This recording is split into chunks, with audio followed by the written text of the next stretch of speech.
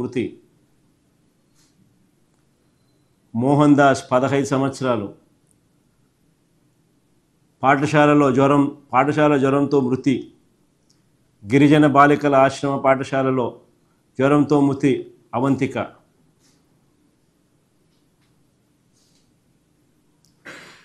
నితిన్, జీవన్ కుమార్, శ్యామల్ రావు, ఈ లిస్టు మీ అందరికీ కూడా ఇస్తున్నా. పబ్లిష్ కూడా చేయండి ఈ లిస్టు.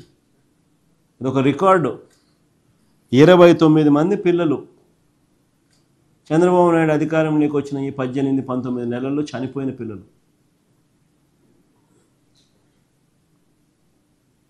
నిజంగా కొన్ని వందల మంది పిల్లలు hospitalized on account of food poisoning, on account of water contamination. కేజీహెచ్లో చికిత్స పొందుతున్న కురుపం విద్యార్థులతో వారి తల్లిదండ్రులు. ఇక్కడ నేను కూడా పోయా పిల్లల్ని తల్లిదండ్రుల పిల్లల్ని పరామర్శించిన. ఇటువంటి ఘటనలు ప్రతిరోజు కనిపిస్తూ ఉన్నాయి. కానీ ముందు ఒక ఫోటోలు చూపించింది.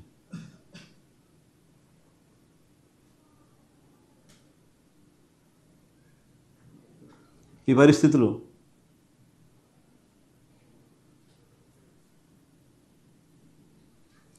ప్రకాశం జిల్లా అర్ధవీడు మండలం వెలగలపాయకు చెందిన 10వ తరగతి విద్యార్థి కటారి కరుణ మృతి. గురుకుల పాఠశాల సిబ్బంది పట్టించుకోకపోవడంతో మృత్యువాత. దాని ముందు ఎన్టీఆర్ జిల్లా ఏకొండూరు మండలం పెదతాండాలో అంగన్వాడీ 5 మంది చిన్నారులు అస్వస్థత. సత్యసాయి జిల్లా పెనుకొండ నియోజకవర్గంలో సోమందపల్లి మండలం పాపిరెడ్డిపల్లి కస్తూర్బా పాఠశాలలో కలుషిత ఆహారం తిని 25 మంది విద్యార్థులు అస్వస్థత. శ్రీకాకుళం జిల్లా నరసన్నపేట మండలంలో బసివలస ప్రభుత్వ పాఠశాలలో మధ్యాహ్నం భోజనం కోసం బియ్యం సిద్ధం చేస్తుండగా బయటపడిన పురుగులు. వైఎస్ఆర్ కడప జిల్లా ఇడుపులపాయ, ఏకంగా ఇది IIIT ఆర్కే వ్యాలీ IIIT క్యాంపస్లోని భోజనంలో పురుగులు. కృష్ణా జిల్లా చల్లపల్లి మండలం పురిటిగడ్డ జిల్లా పరిషత్ ఉన్నత పాఠశాలలో హై స్కూల్ ప్లస్ కళాశాలలో మధ్యాహ్న భోజనంలో పురుగులు. పొట్టి శ్రీరాములు నెల్లూరు జిల్లా ఆత్మకూరు ఏపీ బాలికల గురుకుల పాఠశాలలో విషజ్వరాలు సోకి 40 మంది బాలికలు అస్వస్థత. అల్లూరు సీతారామరాజు జిల్లా గూడెం కొత్త వీధి మండలం మారుమూల జర్రెల గిరిజన గ్రామం ఆశ్రమ పాఠశాలలో దుంపల కూర పెరుగు తిన్న 29 మంది విద్యార్థులకు అస్వస్థత.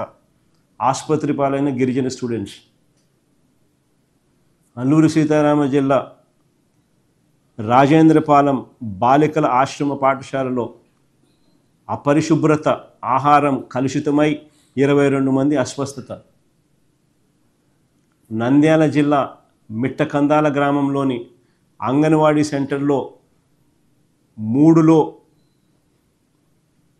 విషతుల్య ఆహారం, 8 మంది చిన్నారులకు వాంతులు, విరోచనాలు. సత్యసాయి జిల్లా గోరంట్ల గిరిజన సంక్షేమ గురుకుల పాఠశాలలో అన్నంలో పురుగులు, కూరగాయల్లో ఎలుకలు, 4 విద్యార్థినిలు అస్వస్థత.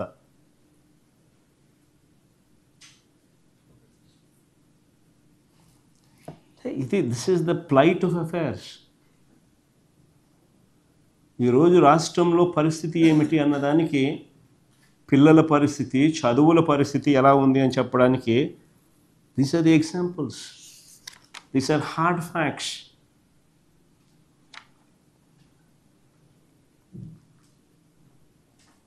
ఇంకో అడుగు ముందుకేద్దాం.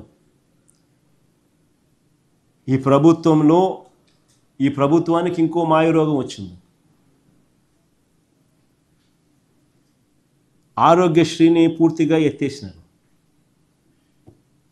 నిజంగా ఒకవైపున అన్ని రకాలుగా గవర్నమెంట్ అన్నది ఉన్నది ఎందుకు, ఏం చేయడం కోసం ప్రజలు నీకు అధికారం ఇస్తారు?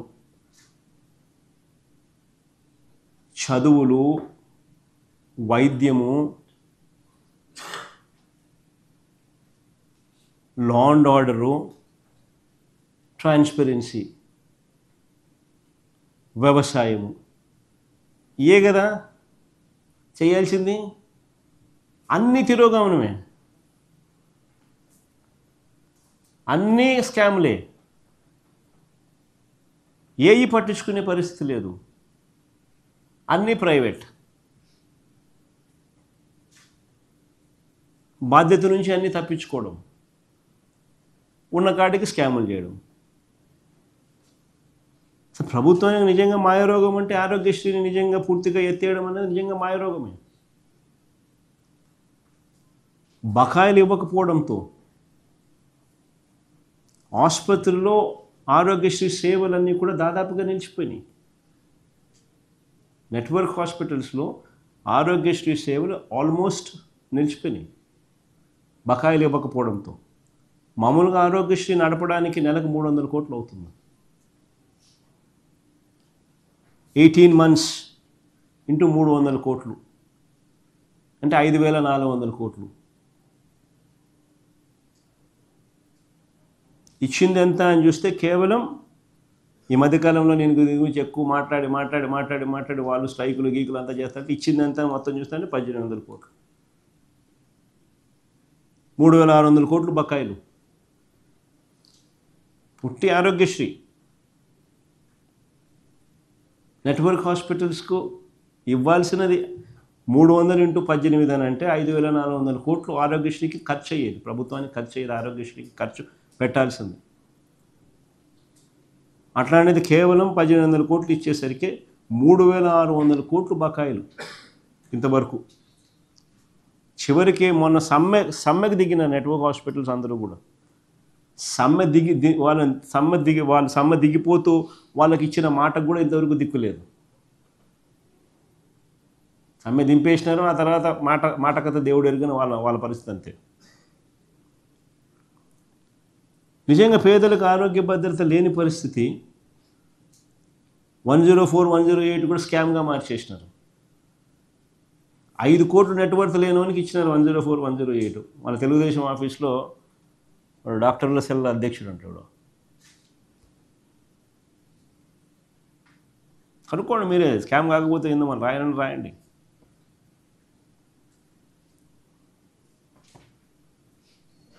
This is the plight. ఓ పక్క ఇంత దారుణంగా ఆరోగ్య వ్యవస్థ ఉంటే మరోవైపు సంజీవిని అంటాడు.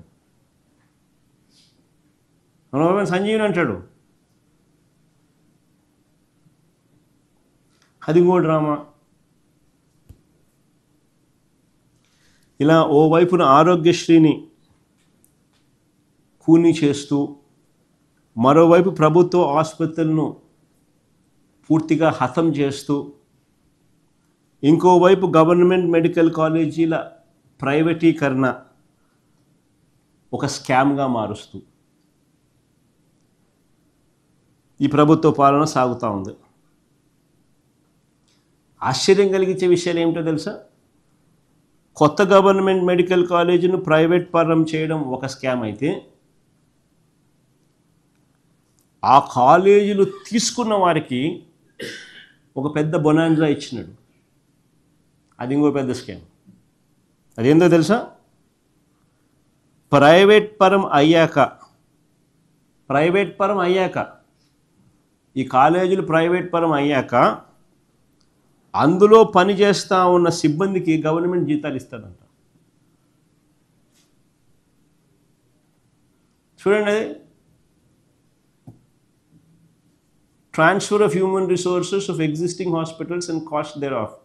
The government of Andhra Pradesh will provide only salary for the medical and non-medical staff transferred with the existing hospital for 2 years from the effective date.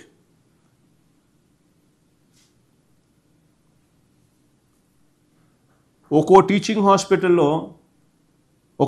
హాస్పిటల్లో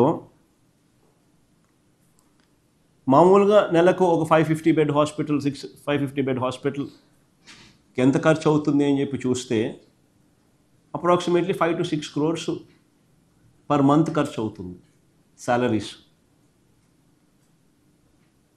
అంటే సంవత్సరానికి 60-70 కోట్లు, 2 ఏళ్లకు 140 కోట్లు, 120 నుంచి 140 కోట్లు 2 ఏళ్లకు ఈయన ఇస్తున్నాడు. అంటే ఆశ్చర్యం ఏంటంటే ఇది గవర్నమెంట్ భూమి, గవర్నమెంట్ బిల్డింగులు, గవర్నమెంట్ స్టాఫ్, గవర్నమెంట్ జీతాలు, కానీ ఓనర్స్ ఏమో ప్రైవేట్ వాళ్ళు.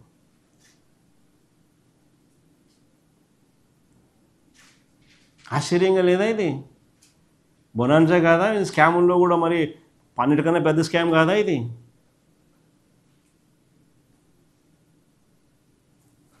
గవర్నమెంట్ భూమి, గవర్నమెంట్ బిల్డింగులు, గవర్నమెంట్ స్టాఫ్, గవర్నమెంట్ జీతాలు, కానీ ఓనర్లు ఏమో ప్రైవేట్ వాళ్ళు. లాభాలేమో ప్రైవేట్ వాళ్లకు, భారమేమో గవర్నమెంట్కు, ప్రజలకు.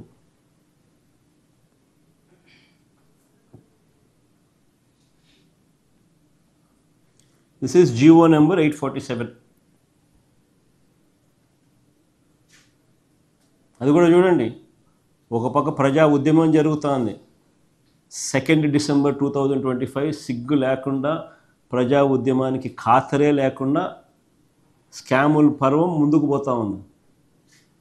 ఒక పక్క 1 కోటి సంతకాలు చేస్తూ ఉన్నారు దీన్ని వ్యతిరేకిస్తూ, మరో వైపున ఖాతరే లేకుండా చంద్రబాబు నాయుడు చేస్తూ ఉన్న స్కాముల పర్వం, స్కాముల్లో ఇంకా ఒక అడుగు ముందుకు వేసి ఇంకా పెద్ద స్కాములు చేస్తూ ఉన్నాడు.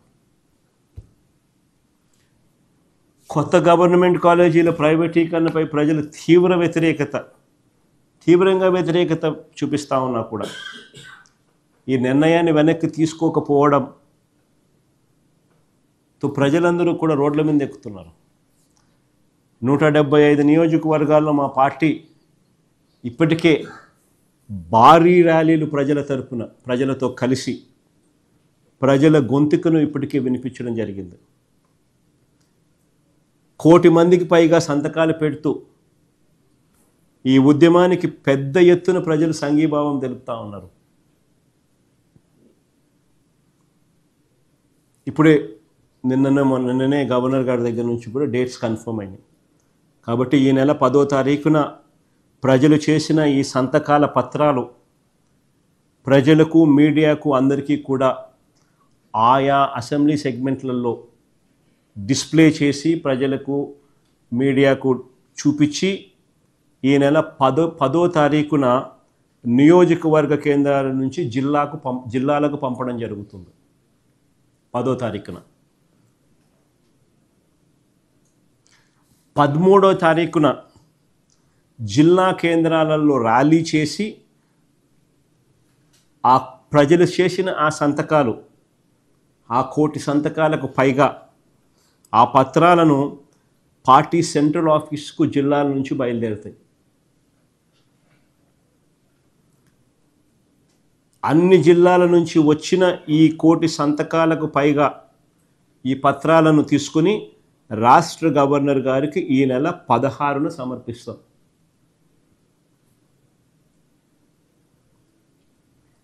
ఈ నెల 16న రాష్ట్ర గవర్నర్ గారికి చెప్పడము, చూపించడము రెండూ చేసిన తర్వాత ఈ పత్రాల ద్వారా హైకోర్టులో పిటిషన్ కూడా వేస్తాం.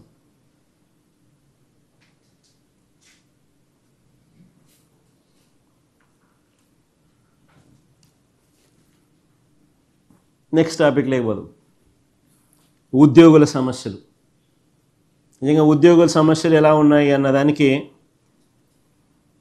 ఈ డిసెంబర్ చివరి నాటికి, ఈ డిసెంబర్ అయిపోతే ఈ జనవరి వస్తే 5 డిఏలు ఇవ్వాల్సి ఉండగా 1 మాత్రమే ఇచ్చారు.